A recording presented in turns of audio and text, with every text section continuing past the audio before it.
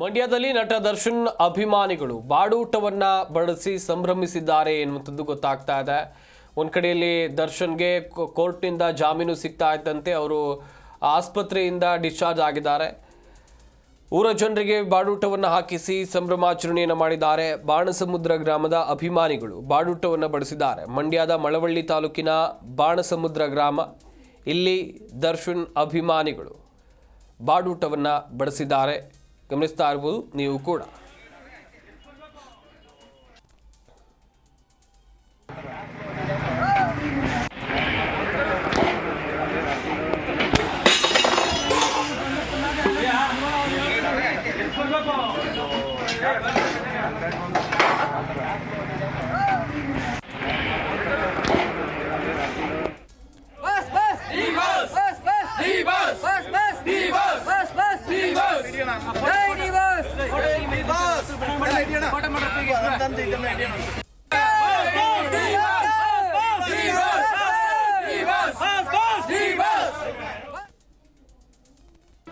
G Kannada news ಈಗ ನಿಮ್ಮ ಮನೆಯಲ್ಲೇ ನೋಡಿ.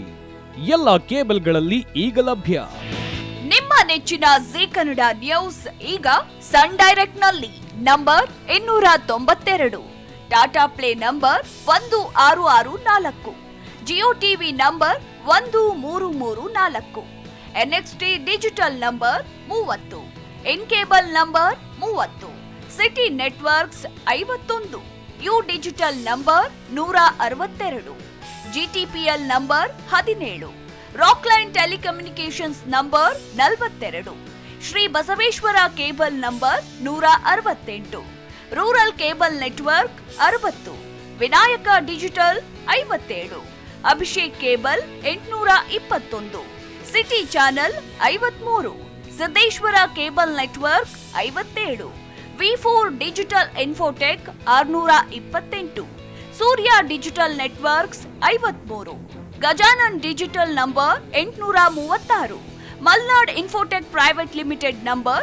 56, Metrocast number 830, Victory digital number 167ರಲ್ಲಿ ನೋಡಿ ಆನಂದಿಸಿ.